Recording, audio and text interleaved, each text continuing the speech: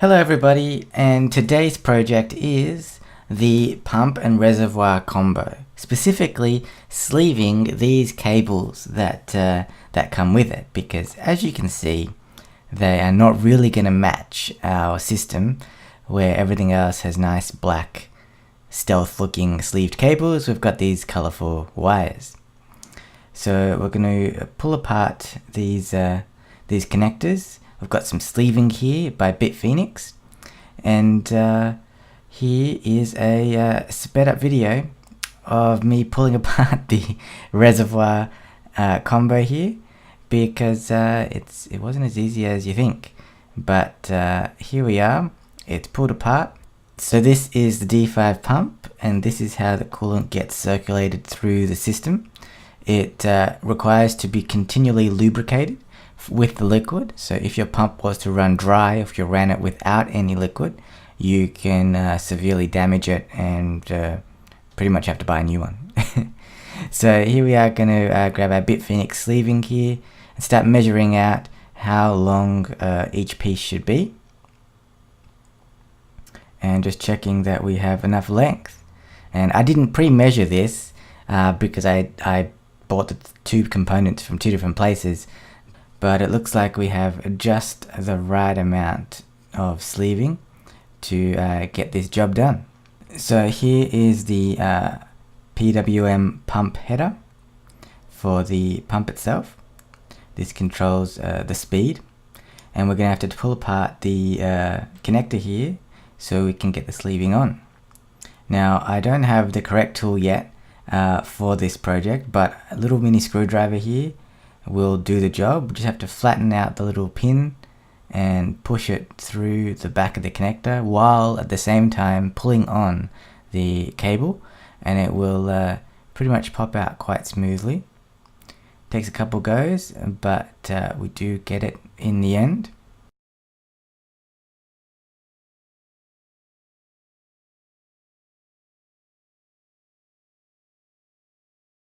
And once we get the little pin pressed down in the right position, you can pretty much just pull out the cable at the back, and we can start the sleeving just like that.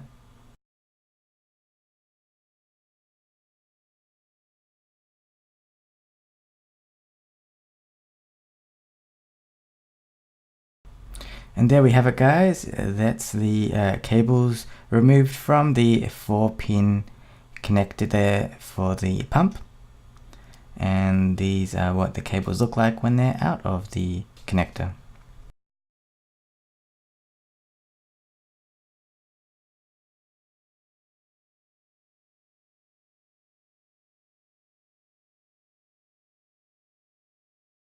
Now, just trying to make sure you guys can actually see what's going on here. It's a bit tricky with the camera angle.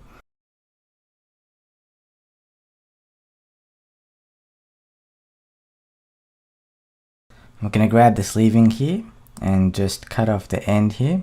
And as clever as I was, I decided to cut the end right over my work area, so it made a beautiful mess on top of the pump, on top of everything. So don't do that. Try to cut it cut it away from your work area so you don't have a nice mess.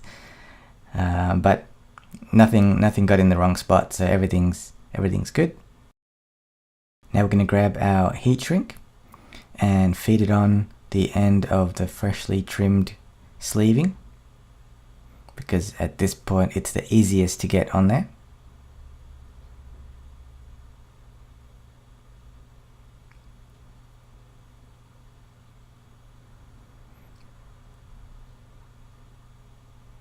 And now we're going to check how long the sleeving needs to be for this particular cable, and trim it at the right spot. Now I want to trim it just a fraction longer than what we need, because the last thing you want is the heat shrink to be too short. So we grab our sharp scissors and give it a snip. And this end here is already nice and clean, it hasn't frayed, so we'll put the heat shrink on now so that that one is ready to go. once we've fed everything through.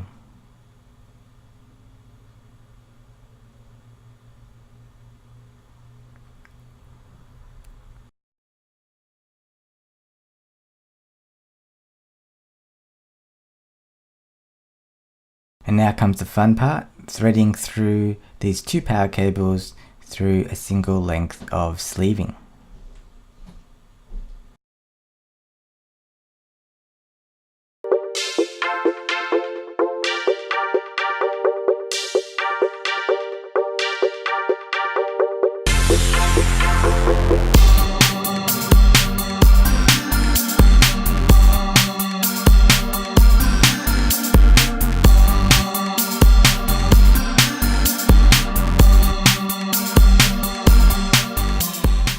And there you have it, guys. We got it through in one piece.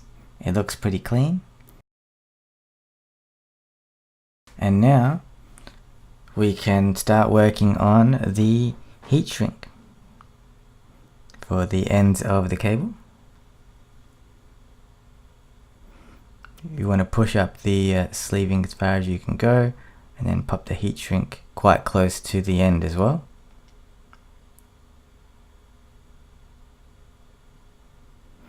And again, trying to hold this thing with one hand and getting the flame ready to be able to show you how it works is the challenge, but we managed to get there in the end. We've just got our little flame here, something that you'd use to start your gas cooktop if you've got one of those older style ones. Turn it on and add the flame there. You don't want to hold the flame on, you kind of want to wave it back and forth to get an even heat across the whole thing. This is my first time heat shrinking anything, so of course I go ahead and touch it and burn my finger, so yay for me. Quick tip there, guys, don't go touching the heat shrink straight away because it's very hot. But that's what it looks like after the heat shrink has done its job, and it's going to hold on that sleeving nice and strong, and also help cover the end of the cable. Now we're going to plug the connector back on the end of the wires. Just got to make sure that you remember which orientation it was. And there you have it, guys. I just had to go and check which way the cables were before I started pulling it apart. I had some pictures from before, and that's the correct method. So now we've got the sleeving on, we've got the heat shrink on the end there, right up to the connector. We'll grab our flame again and start flaming away at the heat shrink. It'll melt nicely, start shrinking, and this one looks far better than the first job. I haven't burnt myself yet, which is good.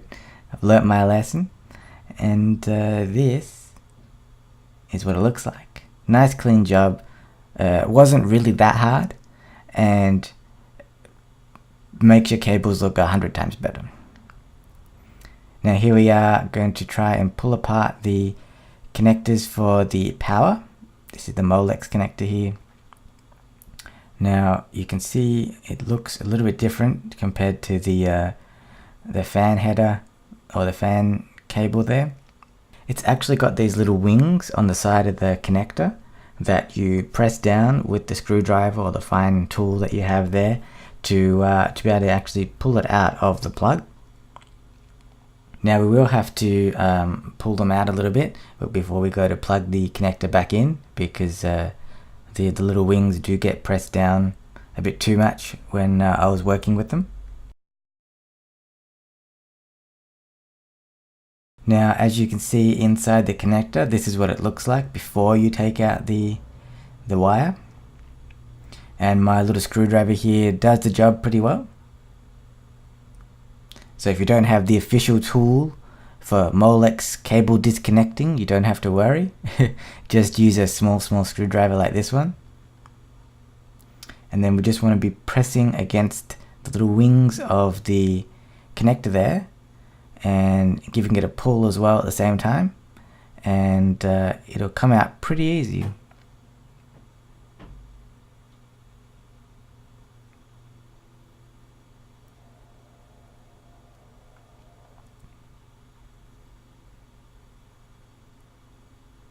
And I say that, and it takes a few goes. But there we have it. It's popped out. I'm just checking the little wings on the side of the connector and pulling them out a little bit.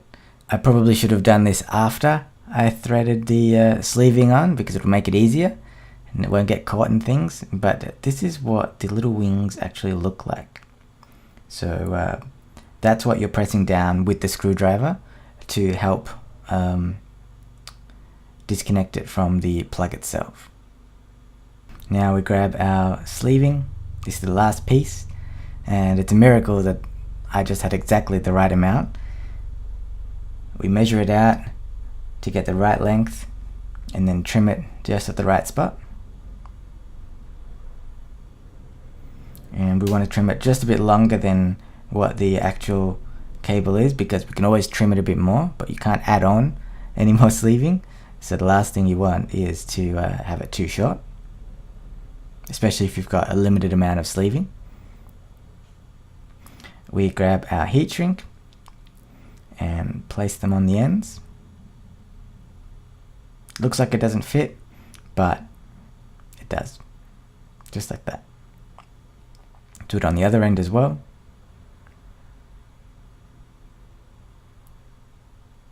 Like so. And now we are ready to start threading two cables, which are a bit thicker, through the sleeving.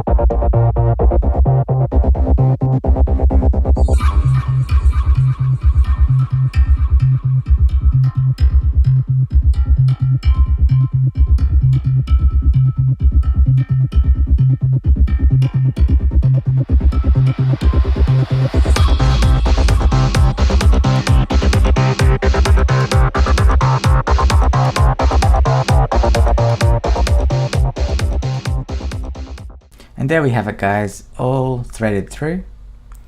Just making sure that the sleeve is long enough. This is what it looks like on the end. The plug itself will go to about here, so you won't actually see the cables, and then the sleeving itself will cover the very end tip, as you can see. So there we go, guys. It was a little bit of a challenge to get the plugs in. It was a bit hard to film on camera, so we've got it on there, we've got the sleeving, we've got the plug, and now we are heating up our heat shrink again.